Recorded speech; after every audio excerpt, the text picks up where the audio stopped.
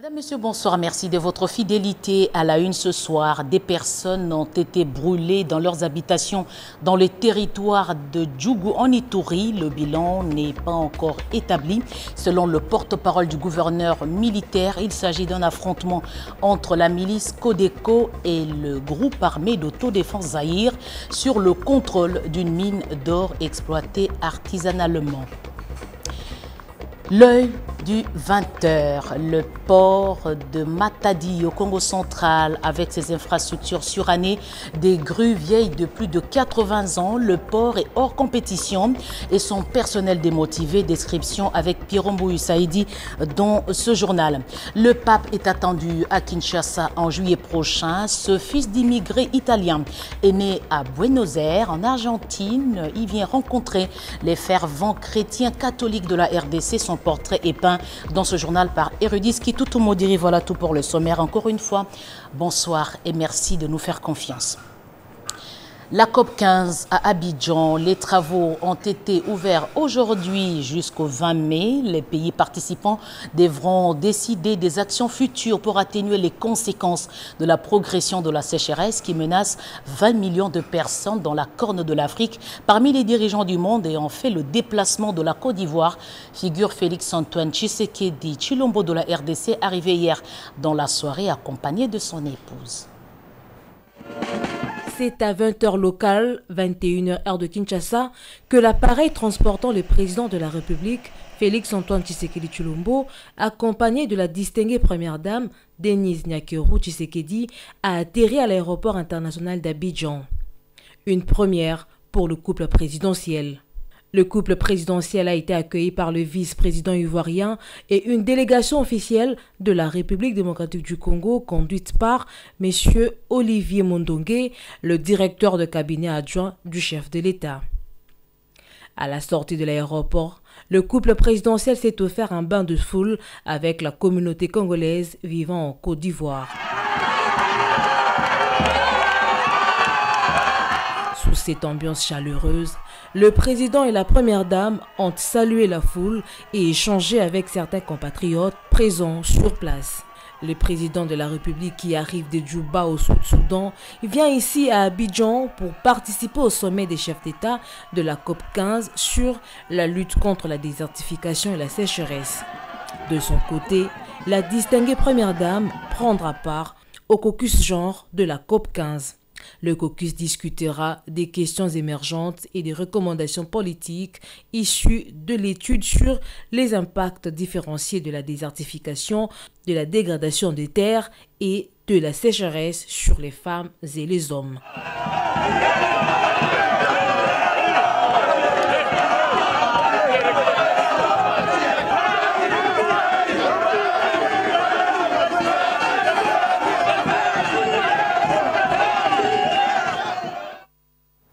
Justement, en rapport avec la tenue de la conférence des Nations Unies sur la lutte contre la désertification et sécheresse, des recommandations et mesures urgentes sont envisagées dans le reboisement des forêts, le développement des bonnes pratiques agricoles des pêches de Patrick Michel Mokoui.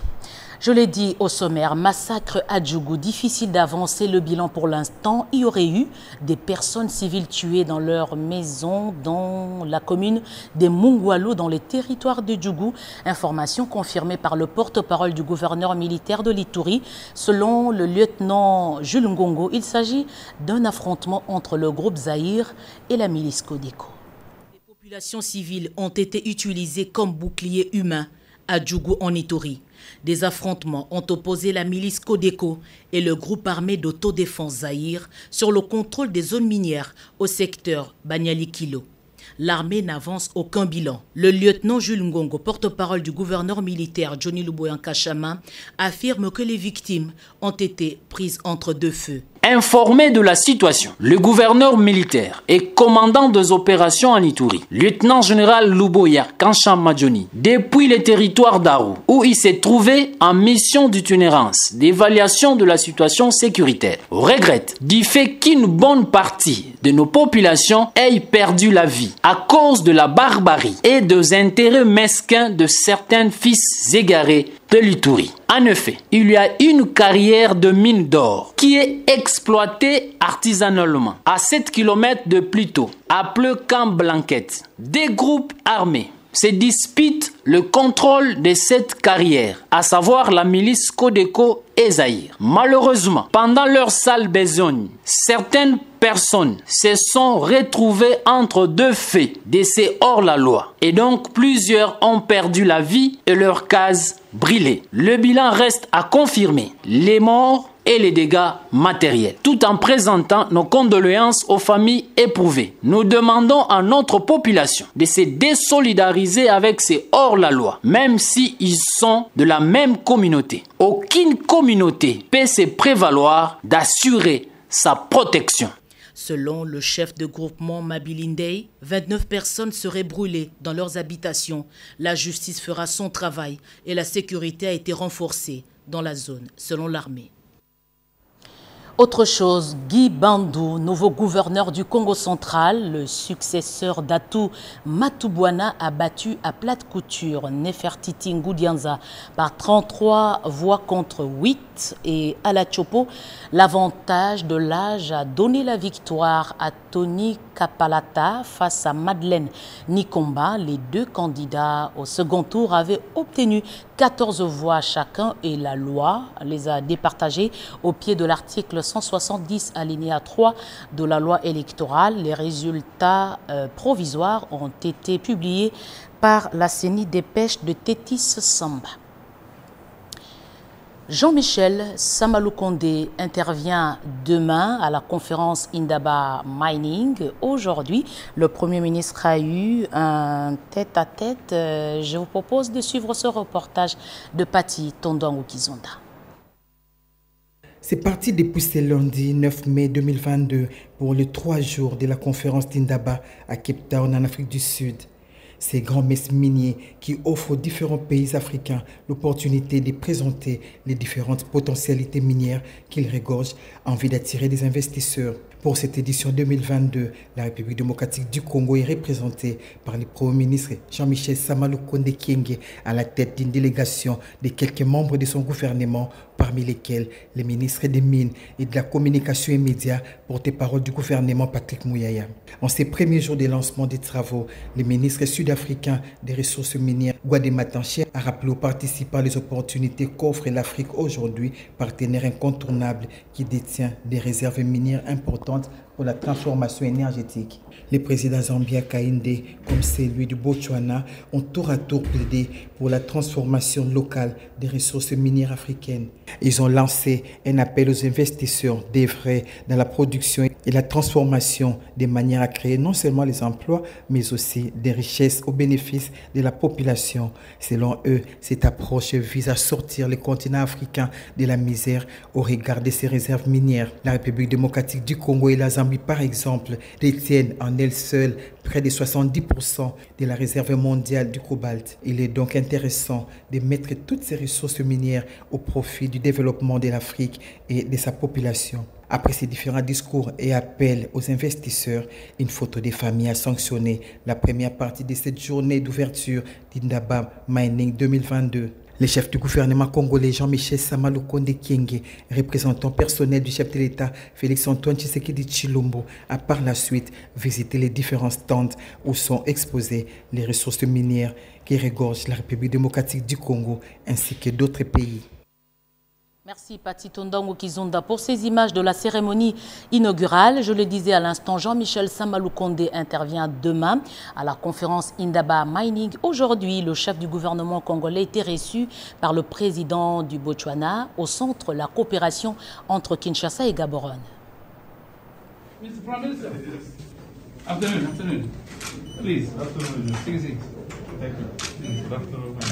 En marge des travaux de la conférence minière d'Indaba Mining 2022 à Cape Town en Afrique du Sud, le Premier ministre Jean-Michel Samaloukonde Kyenge a eu un tête-à-tête avec le président du Botswana, Mokgweetsi Masisi. Les deux hommes d'État ont saisi cet instant pour faire le tour d'horizon des relations de coopération entre les deux pays. Signalons que Gaborone entretient de bons rapports avec Kinshasa. Le chef du gouvernement congolais Jean-Michel Sama Lukonde Kyenge et le président Masisi veulent exploiter cet élan de solidarité pour renforcer davantage les liens d'amitié et de fraternité. L'intervention du chef de l'exécutif national, Jean-Michel Sama Lukonde Kyenge, à Indaba Mining est donc prévue pour ce mardi 10 mai à 9h, heure d'Afrique du Sud. Il est également prévu un panel avec... Les consommateurs en vente interne, tout comme ceux de l'importation, sont tenus au respect de 8% de la TVA sociale. Cette mesure exige un encadrement. Décision majeure prise lors de la session extraordinaire de la commission tarifaire. Riki Nzuziloya Mayawel, reportage. 8%, c'est le taux des prélèvements de la TVA, validé au profit des produits de grande consommation en République démocratique du Congo. La commission tarifaire, avec les experts de la présidence de la République, la primature, les finances, l'économie et la douane, représentés par la directrice générale de la DGDA, Jeanne Blandine Kawanda Walouom, s'y sont penchés pendant la session extraordinaire clôturée samedi. Cette mesure, reprise dans la loi des finances 2022, a souffert pour son applicabilité à cause des erreurs de codification corrigées à cette session. C'est pour améliorer le bien-être de la population et soutenir la production locale des recommandations formulées. En ce qui concerne la forme légale à donner à cette mesure urgente, la commission tarifaire a estimé qu'elle pouvait être portée par un décret du Premier ministre. C'est ainsi qu'il est nécessaire que cette TVA sociale soit assortie de mesures d'accompagnement efficaces afin d'atteindre l'objectif de la baisse effective des prix des produits de première nécessité. Le conseiller fiscal aux finances, représentant le ministre empêché, martèle sur la vision économique et sociale du chef de l'État Félix Antoine Tshisekedi face à cette baisse. L'institution de la TVA sociale sur certains produits de première nécessité, tant sur les importations que sur les ventes intérieures, vise justement à minimiser l'impact de cet impôt sur les prix de biens en vue de contenir la hausse des prix et sauvegarder le pouvoir d'achat de la population congolaise. 5 requêtes des opérateurs économiques ont été analysées, les unes adoptées et les autres reportées pour des analyses approfondies. Le FMI félicite la RDC pour avoir franchi la deuxième revue du programme formel. La délégation des experts du fonds poursuit sa mission à Kinshasa. Aujourd'hui, des échanges ont eu lieu au cabinet du président de la République autour des questions budgétaires tenant compte du prix des produits pétroliers et des produits alimentaires. Patrick Michel.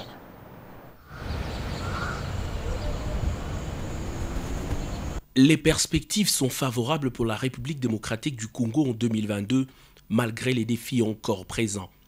Cette affirmation est de Mercedes Verck-Martin à l'issue de la séance de travail tenue ce lundi autour du directeur de cabinet du chef de l'État, Guy Lanyembo.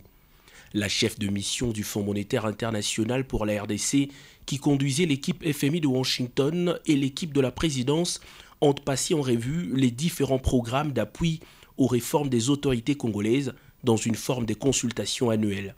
Les deux parties ont évoqué les perspectives économiques de la RDC en 2022 dans un contexte international plus ou moins incertain. Nous avons parlé des pressions budgétaires en 2022 qui prennent en compte l'augmentation des prix pétroliers et prix des produits alimentaires global. Il y aura un impact au niveau de l'inflation à l'interne et aussi il y a des pressions budgétaires relationnées avec la subvention aux produits pétroliers, hydrocarbures.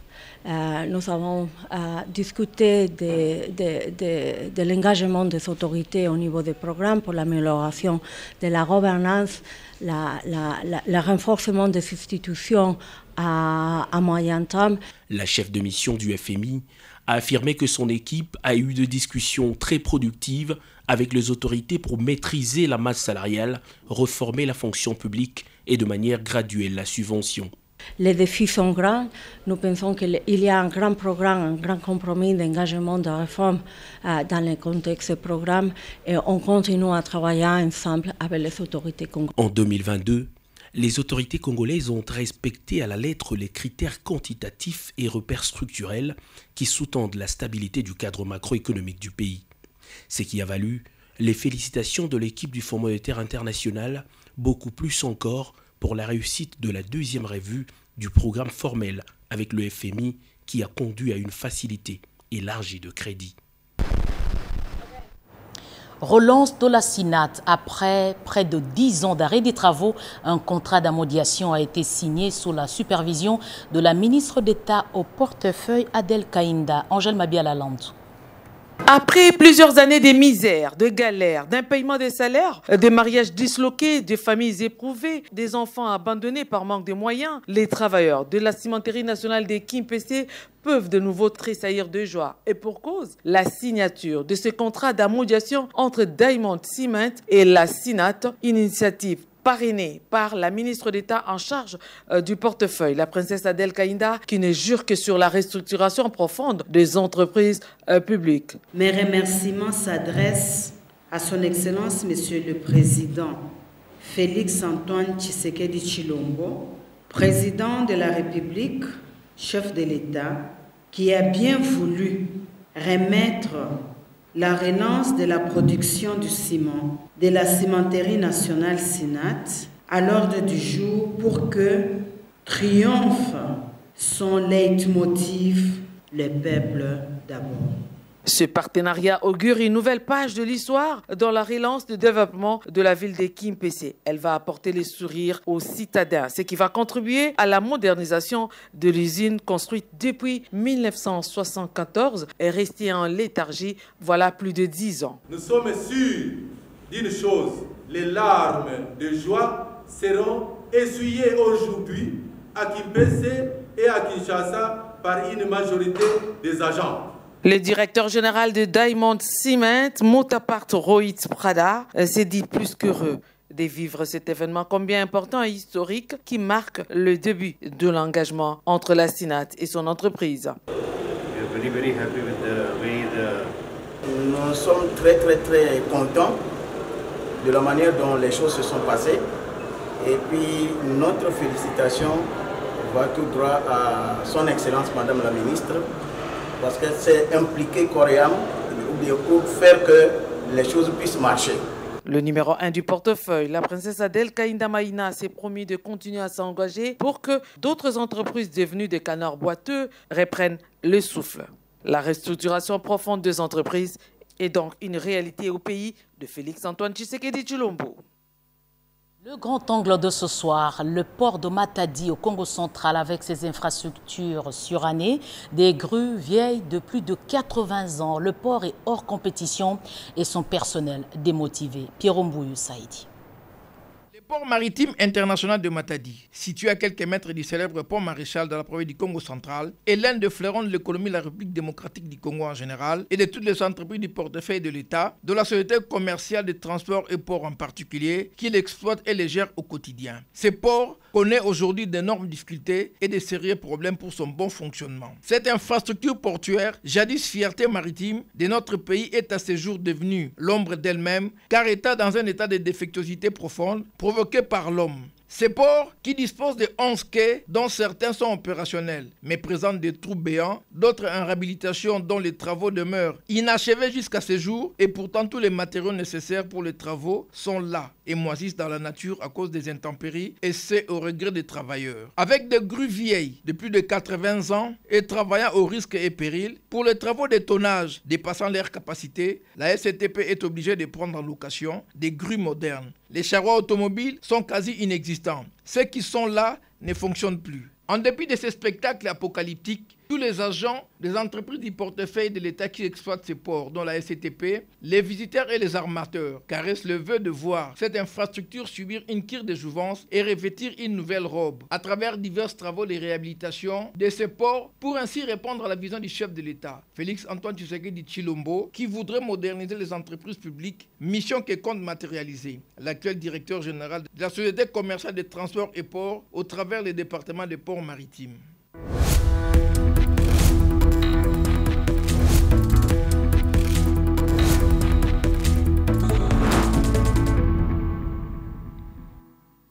On l'a annoncé, les chrétiens catholiques de la RDC attendent avec impatience l'arrivée du pape François annoncé pour juillet prochain. Sauf changement, la rédaction du journal télévisé va vous faire découvrir quotidiennement les différents aspects de cette visite papale ainsi que le fonctionnement de l'Église, le rapport avec le pouvoir public. On ouvre le bal avec le portrait de l'actuel chef de l'Église catholique, Érudis Kitutu Modiri. 37 ans après la visite du pape Jean-Paul II, voici qu'un pape revient en République démocratique du Congo. Qui est le pape François? Mes frères et mes sœurs, bonsoir.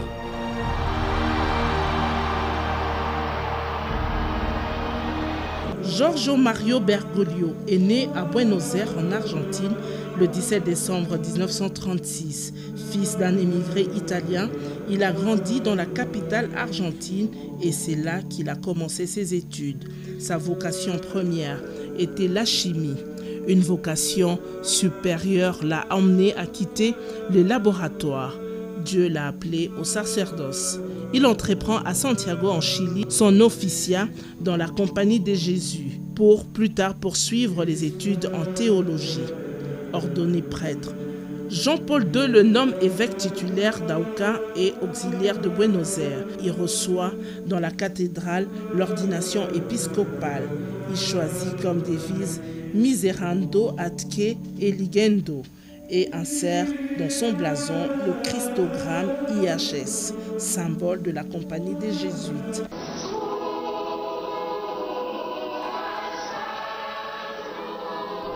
L'enseignement occupe une grande partie de sa vie.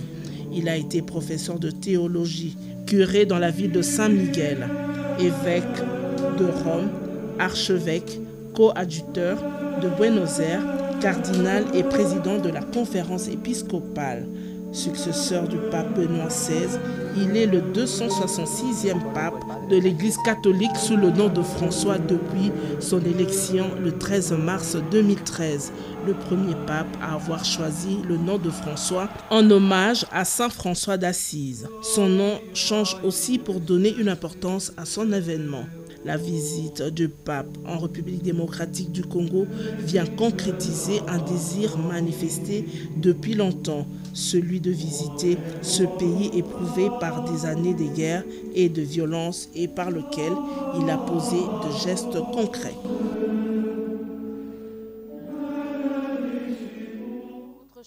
Amélioration de la coopération militaire entre la RDC et l'Italie.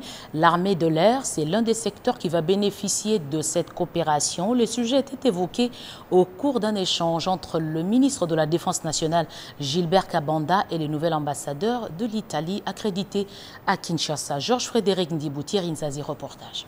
L'ambassadeur d'Italie accrédité en RDC, Alberto Petrangeli, a franchi le portillon du ministère de la Défense nationale et des anciens combattants. Il a été reçu par le patron de l'outil de défense, le docteur Gilbert Kabanda Korenga. En toile de fond, l'amélioration de la coopération bilatérale et militaire entre la RDC et l'Italie. Il est prévu la formation des militaires congolais par des instructeurs italiens. Rétablir des relations sur le niveau de l'entraînement des officiers dans beaucoup de domaines, surtout dans le domaine de l'armée de l'air, mais aussi dans d'autres. Ça, c'est dans le domaine de la coopération militaire, mais dans d'autres domaines pour rétablir les relations entre RDC et l'Italie. Le ministre de la Défense nationale a salué l'excellence de relations entre l'Italie et la RDC suite aux rencontres que le chef de l'État et le ministre des Affaires étrangères et d'autres officiels congolais ont eues par le passé lors des rencontres multilatéraux. À en croire les diplomates italiens accrédités en RDC, ils ont également abordé les questions liées à la situation sécuritaire qui prévaut dans l'est de la RDC. Avant de rejoindre Kinshasa, Alberto Petrongeli était en poste en Albanie. Santé bombée, une drogue consommée par la plupart des jeunes dans plusieurs villes de la République démocratique du Congo et fait des ravages. Une étude vient d'être menée pour connaître la composition de cette drogue. Les résultats ont été publiés. Des révélations inquiétantes émanant des analyses de la drogue bombée effectuées à l'initiative du Programme national de lutte contre les toxicomanies. La dite drogue contient plusieurs substances qui expliquent les effets observés chez les consommateurs. Les gens qui prennent bombée vont chercher dans les catalyseurs. Et ce sont donc des produits très toxiques, mais auxquels on va ajouter d'autres toxiques, des médicaments, notamment nitriline, parfois d'autres drogues, les opiacés par exemple, ou la codéine, ainsi de suite. On peut avoir plusieurs sortes de bombées, puisqu'il y en a parfois qui vont prendre simplement la souille qui se trouve dans le tuyau d'échappement, parce qu'il y a dans les véhicules anciens, il n'y a pas de catalyseur. La drogue bombée présente plusieurs méfaits, souligne le professeur Joseph Andelo au cours de cette conférence des restitutions organisée ce lundi 9 mai à Kinshasa avec l'appui de la Fédération mondiale contre la drogue. Deux résultats clés que nous avons pu avoir à travers tout d'abord des analyses en laboratoire de la fameuse drogue artisanale bombée. Nous avions décidé de pouvoir envoyer un échantillon en laboratoire pour analyser le contenu et savoir de quoi est constituée cette bombe et bien évidemment par la suite étudier les méfaits et voir comment apporter des réponses à la consommation de cette drogue. La lutte contre les toxicomanies nécessite la synergie des acteurs dont les organisateurs de la société civile en cours d'identification. De l'assistance aux femmes victimes du drame qui s'était produit au marché Matadi Kibala à Kinshasa, près de 500 ont reçu des kits de réinsertion grâce à une action salvatrice de l'ONG ADEAC. Robert Ndayechi-Sensé. 2 février 2022, aux petites heures de la matinée, un drame meurtrier secoue la capitale à Matadi Kibala. Des images choquantes qui font le tour du monde et provoquent la compassion de tout un peuple. 2 vaillantes femmes sont tombées armes à la main et d'autres ont tout perdu. Heureusement qu'il y a encore en République démocratique du Congo des femmes au cœur sensible à l'image de Tabitha de la Bible. 3 mois après ce drame, celles qui avaient perdu espoir de vivre encore se sont vues honorées par la députée nationale Solange Masumbuku Nyenyezi. Ce samedi 7 mai 2022, plus de 500 femmes victimes du drame de Matadi Kibala ont bénéficié de kits complets composés de bassins, tables, parasols et un fonds pour la relance des activités génératrices des revenus à travers la CASOPEC qui souffle sur ses 15 ans d'existence. Nous avons voulu penser spécialement aux familles des victimes du drame de Matadi Kibala, ces femmes qui sont décédées au front parce qu'elles sont allées chercher de quoi nourrir leur famille. Nous avons pensé qu'il fallait les booster et relancer les activités dans leurs familles respectives. Cette 15e édition de la Caisse de solidarité populaire d'épargne et de crédit a coïncidé avec la clôture de la formation en gardiennage, hôtellerie, clôture sanctionnée par la remise de brevets. Pour Solange Masumbuku Nyenyezi, à travers ADEAC, des actions de grandes envergures sont annoncées pour booster les activités génératrices de femmes en vue d'une classe moyenne avoisinant 70% de la population. Politique pour terminer, l'UNAFEC Kinshasa a un nouveau comité fédéral. Charles Ngongo assurera désormais la présidente de cette fédération. La cérémonie d'installation a eu lieu hier dimanche. Le comité fédéral ville de Kinshasa de l'UNAFEC sera désormais présidé par Charles Ngongo. La présentation de ces nouveaux membres a eu lieu ce dimanche au cours d'une rencontre politique organisée sous la houlette du président national Oumba Longangue, venu spécialement du Haut-Katanga, assisté de ses 4 vice-présidents pour prendre acte de l'installation de ces comités. Venir à Kinshasa après le travail d'équilibre et de stabilisation du parti au niveau du Grand Katanga. Nous sommes là pour soutenir et prendre acte du nouveau comité fédéral pour la ville de Kinshasa. Nous avons donné l'orientation à ces comités, c'est-à-dire notre appartenance à l'Union sacrée et notre alliance avec le président de la République, que nous remercions aussi parce qu'il est venu à Lubumbashi à la table ronde de vivre ensemble et nous avons réservé au président un accueil chaleureux, qu'on organise les bonnes choses de la bonne manière pour que le parti reste toujours tel qu'il était avant la mort de notre président national, Gabriel Kyungwa Koumanza. Avec les nouvelles adhésions enregistrées, ce nouveau comité sera officiellement installé le 16 juin prochain, date anniversaire de l'UNAFEC, parti cher au défunt Kyungu Wakumwanza. Merci Bobette Ngali Samba. Madame, Messieurs, ce journal est terminé. Merci de l'avoir suivi à travers le monde. Je rappelle qu'il y a eu massacre à Djougou. Des personnes ont été brûlées dans leurs habitations. Le bilan n'est pas encore établi, mais selon le porte-parole du gouverneur militaire que vous avez suivi dans cette édition d'information, il s'agirait d'un affrontement entre la milice Codeco et le groupe armé d'autodéfense Zaïre sur le contrôle d'une mine d'or exploitée de manière artisanale. Et puis, le grand angle de 20 h, c'était le port de Matadi au Congo central avec ses infrastructures dépassées, des grues très vieilles qui continuent à fonctionner. Le port est hors compétition et son personnel démotivé. Attendu à Kinshasa, le pape arrive en juillet prochain. Ce fils d'immigrés italiens né à Buenos Aires, en Argentine, vient rencontrer les fervents catholiques de Kinshasa. Vous avez suivi les éléments d'information sur son portrait peint par Érudis Kitutumo. Je vous retrouve demain à 20 h avec la même passion.